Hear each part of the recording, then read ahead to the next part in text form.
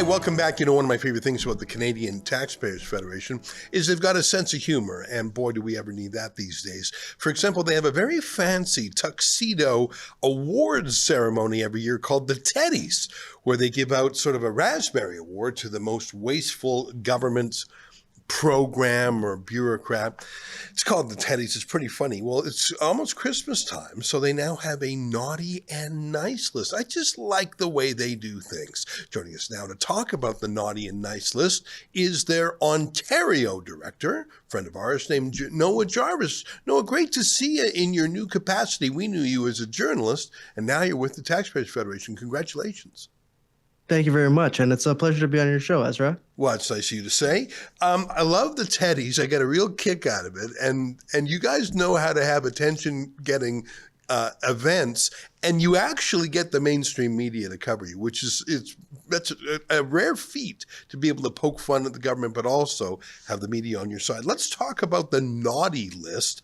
At the very top of the list, let me just read it. Ontario Premier Doug Ford for giving Ontario politicians Santa-sized pay hikes. 'Tis the season for giving, and Ontario's politicians sure do love giving to themselves. Why don't you tell me a little bit more? There's a lot of reasons that Doug Ford, I think, should be on the naughty list. This is an interesting one. I wasn't aware of this. Tell me about their gift to themselves. That always drives me crazy when that happens. So what happened here, Noah?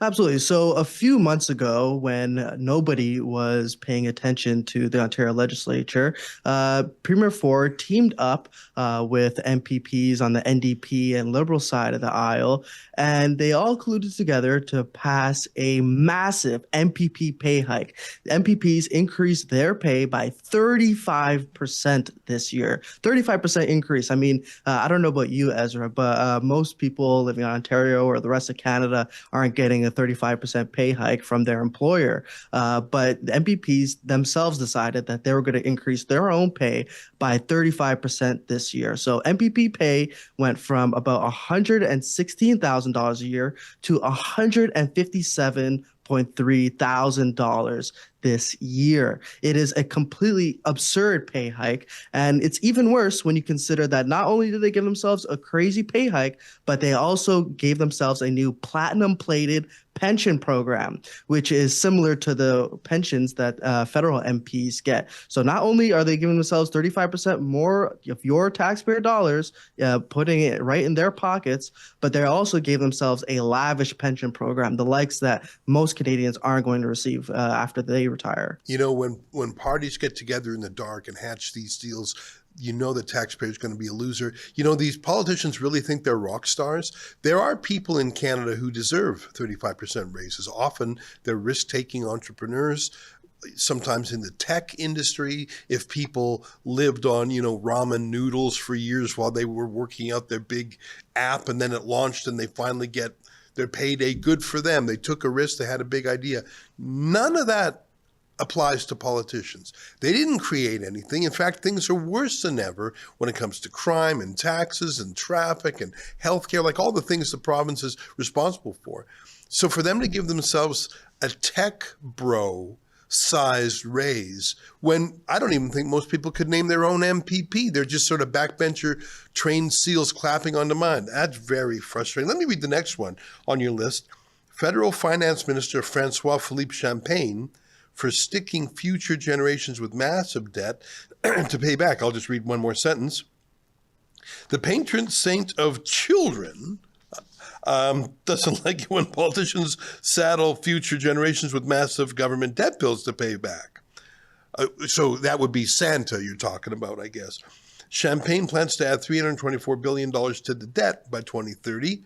For comparison, former Prime Minister Justin Trudeau planned to add $154 billion over the same years.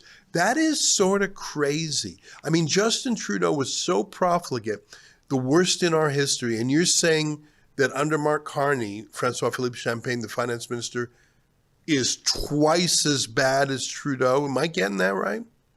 Absolutely. This year, the federal government is running a $78 billion budget deficit. And, you hear all this talk from Mark Carney and his finance minister, Francois Philippe Champagne, that they're going to spend less and invest more. Well, I don't know about you, Ezra, but that's one of the biggest contradictions in terms I've ever heard, because the government doesn't invest, they just spend. So they're basically saying we're going to spend less to spend more. But really all they're doing is spending more. $78 billion.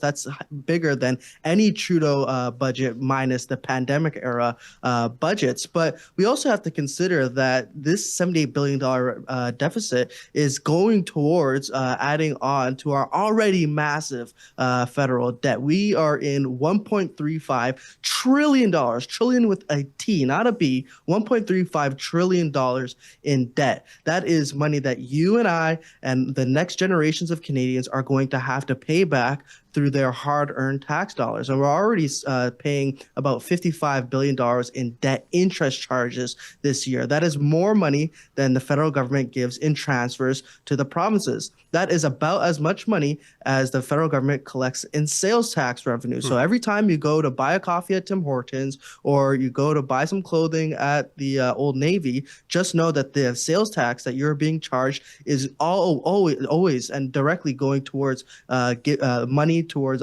bondholders on Bay Street. That's not money going towards our healthcare system. It's going towards bond fund managers.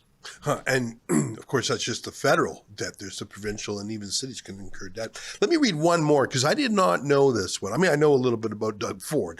I know a lot about Francois Philippe Champagne.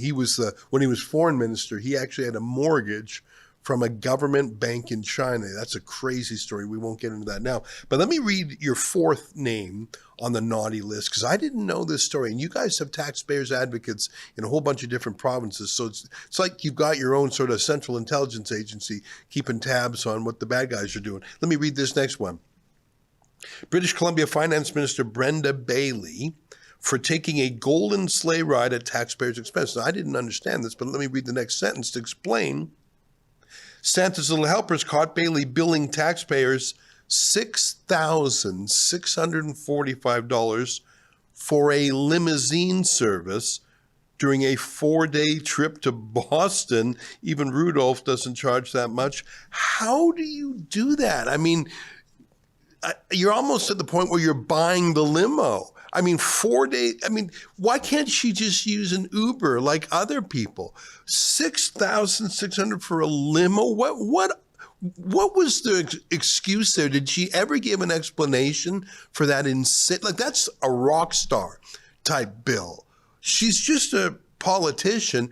Take an Uber. If you have to take a Uber Black, which is $30 more, I mean, if you think you're that snobby, go ahead. But what's with the $6,600 limo?